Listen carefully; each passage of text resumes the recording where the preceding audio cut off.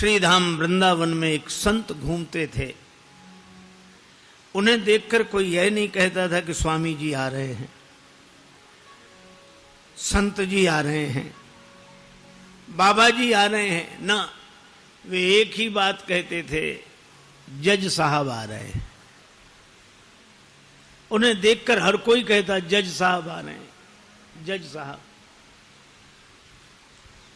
एक महात्मा ने पूछा कि इनको जज साहब क्यों बोलते हैं? तो उन संत ने बड़ी अद्भुत बात बताई कि पहले ये जज ही थे। दक्षिण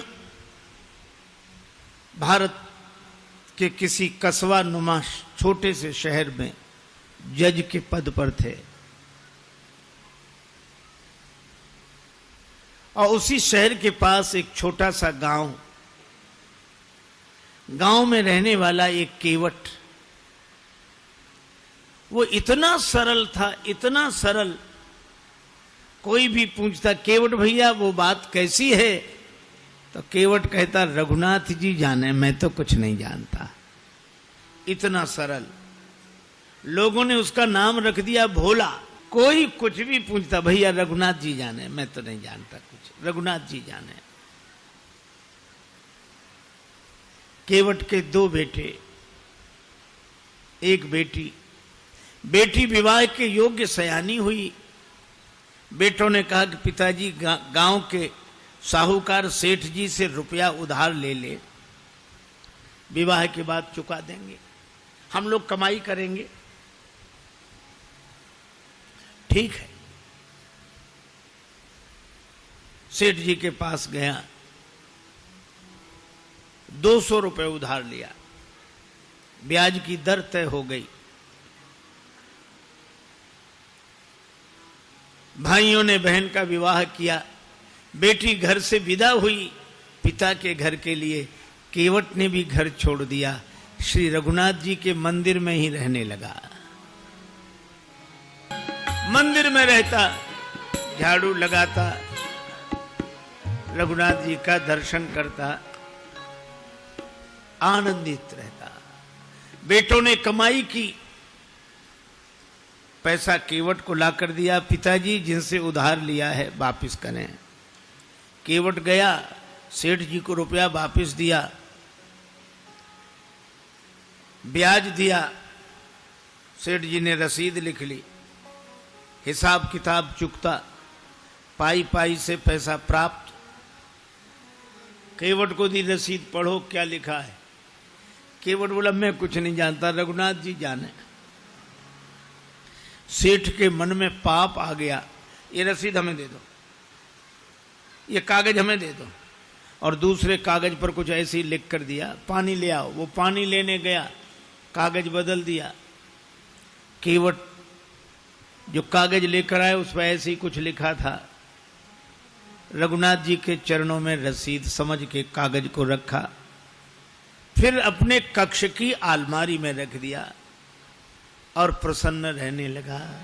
सिर पर सीताराम फिकर फिर क्या करना, सिर पर सीताराम फिकर फिर क्या करना, क्या करना क्या करना, फिकर फिर क्या करना, क्या करना क्या करना, फिकर फिर क्या करना। सिर पर सीताराम फिकर फिर क्या करना, सिर पर सीताराम फिकर फिर क्या करना। तेरे बिगड़े बनेंगे काम, फिकर फिर क्या करना, तेरे बिगड़े बनेंगे काम, फिकर फिर क्या करना। पितु रघुवर श्री जानकी मैया, पितु रघुवर श्री जानकी मैया, फिर क्यों परेशान हो भैया, फिर क्यों परेशान हो भैया। कटेंगे कष्ट तमाम, फिकर फिर क्या करना, तेरे कटेंगे कष्ट तमाम, फिकर फिर क्या करना। सिर पर सीताराम फिकर फिर क्या करना, सिर पर सीताराम फिकर फिर क्या करना। इसी भाव में रहता। केवट ने भगवान के भरोसे सब छोड़ दिया था और सेठ जी ने केवट के विरुद्ध मुकदमा कर दिया और मुकदमा इन्हीं जज साहब की अदालत में आया, इन्हीं जज साहब के।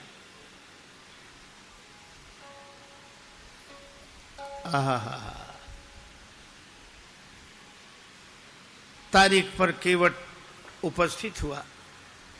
जज साहब ने कहा, केवट तुमने सेठ जी से रुपया उधार लिया था? हाँ हुजूर, लिया था।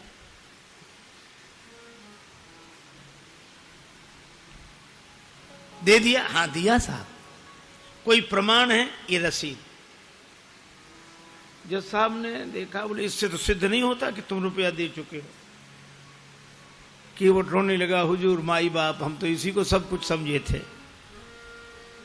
जज साहब को दया लगी, अच्छा रो मत, तुम ये बताओ जब तुमने सेठ जी को रुपया वापस दिया तब तुम्हारे और सेठ जी के बीच में कोई और था?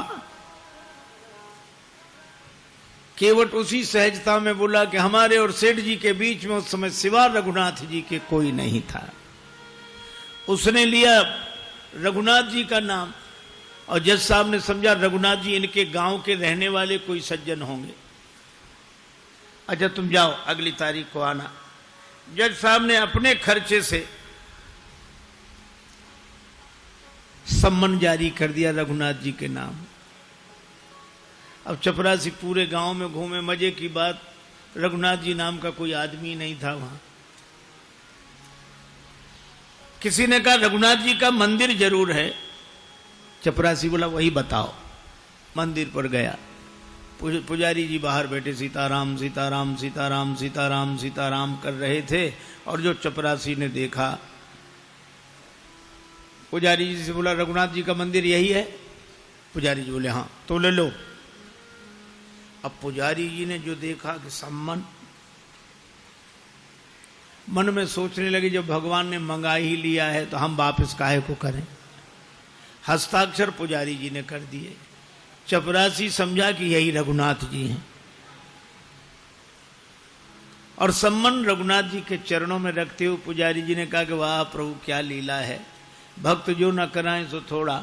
आपके लिए मुकुट कई बार आया, पोशाक कई बार आई, हार कई बार आए, अरे पैजनी करधनी कई बार आई होगी, लेकिन सम्मन पहली ही बार आया होगा। केवट से कहा कि तूने रघुनाथ जी का नाम क्यों लिखा दिया वहां? केवट बोला जब सब जगह रहते तो वहां भी थे, झूठा काहे को लिखा दिया। अब रघुनाथ जी जाने, वह निश्चिंत रहता। अब राम जी जाने, मंदिर में झाड़ू लगाए तो रघुनाथ जी की तरफ देखे, बर्तन मांजे तो रघुनाथ जी की तरफ देखे। जीवन ऐसा बस राम जी के चरणों में समर्पित। तारीख के एक दिन पहले पुजारी जी ने कहा केवट तुम जाओ अदालत में ताकि समय से पहुंच जाओ। अब रही रघुनाथ जी के मन की तो रघुनाथ जी जाने। केवट तो प्रणाम करके चला गया। दूसरे दिन सवेरे सवेरे पुजारी जी आज जल्दी जागे, स्नान किया, भगवान को स्नान कराया, नई पोशाक पहनाई, बड़ी जल्दी कुछ बनाकर भगवान को भोग लगाया। सोच रहे थे आज भगवान को पहली बार बाहर जाना है, कपड़े अच्छे होने चाहिए, कुछ खा पी के जाएंगे तो भूखे नहीं रहेंगे। लेकिन आंखों में आंसू भरकर यही कहते जाइए जरूर, उसका आपके अलावा और कोई नहीं है। आंसू भरकर पुजारी जी प्रार्थना कर रहे। उधर केवट पहुंचा अदालत में। जज साहब ने कहा केवट तुम्हारे गवाह कहां हैं? केवट बोला हुजूर वो तो सब जगह रहते हैं, यहीं कहीं होंगे, यहीं कहीं होंगे। बुलवाओ। चपरासी को आदेश हुआ। चपरासी ने कहा रघुनाथ हाजिर हैं, रघुनाथ हाजिर हैं, रघुनाथ हाजिर हैं।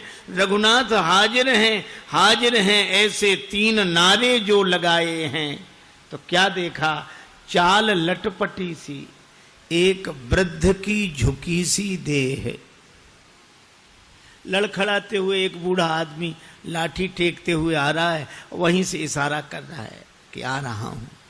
चाल लटपटी सी, एक वृद्ध की झुकी सी देह, दुपटी फटी सी, शीस बांधे धर धाये हैं, हाथ माह छड़ी पड़ी तुलसी की ही ये माल, माथे पर रोरी चारु चंदन चढ़ाए हैं, साहब के सामने विनीत चपरासी साथ, आज रघुनाथ जो गवाह बने आए। साहब के सामने विनीत चपरासी साथ, आज रघुनाथ जी गवाह बने आए। केवट ने प्रणाम कर लिया। सेठ जी चौंके कि ये कौन? जज साहब ने कहा, रघुनाथ जी आपका ही नाम है? जी। केवट ने रुपया वापस कर दिया। हाँ। कोई प्रमाण है? सेठ जी ने खुद रसीद लिख ली थी। बेईमानी आ गई मन में, दी नहीं केवट को। सेठ जी को यहीं रखा जाए, इनकी बैठक में रखा हुआ रजिस्टर मंगाया जाए। उस रजिस्टर में वो रसीद अब तक सुरक्षित है। सर्वांतरयामी भगवान से क्या छिप सकता था?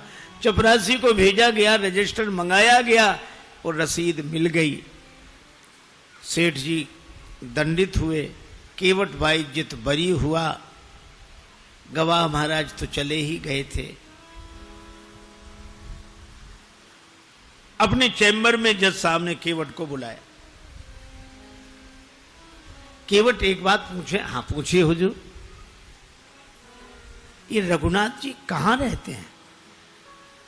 केवट ने कहा, हुजूर यहां हम रहते हैं। तो तुम कहां रहते हो? कहा, जा रघुनाथ जी रहते हैं। तो तुम दोनों एक ही गांव के रहने वाले हो? अरे गांव एक ही जगह के। एक ही जगह के? कौन है ये तुम्हारे गांव के? अरे सरकार, पढ़े लिखे लोगों को समझाना मुश्किल होता है।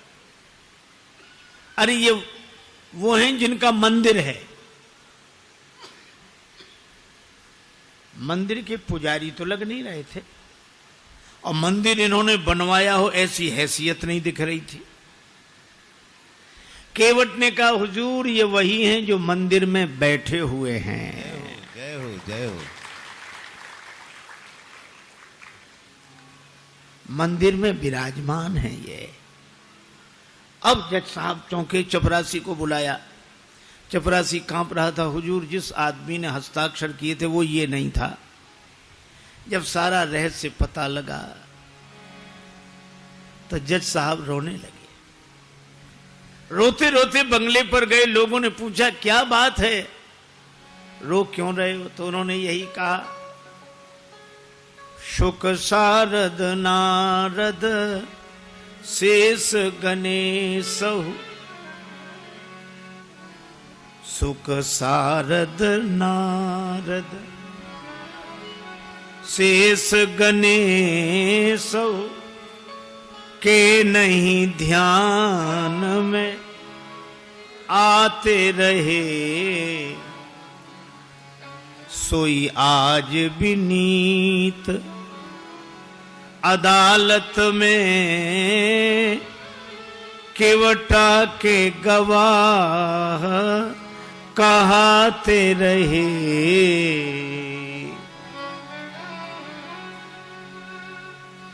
जो शुक सनकादिक के ध्यान में नहीं आए वे भगवान आज केवट की गवाही देते रहे। तो किसी ने कहा कि आप रोते क्यों हैं, खुश होना चाहिए। और गए तो दुख क्या, वे तो जाते ही। सुख धोखे उदर्श दिए को भयो, दुख नाहिन जो तज जाते रहे। दुख तो केवल एक बात का है, बड़ी बेअदबी हो गई आज उनके विरुद्ध। कुर्सी पे बना कुर्सी पे बना जज बैठा रहा, जगदीश खड़े समझाते रहे।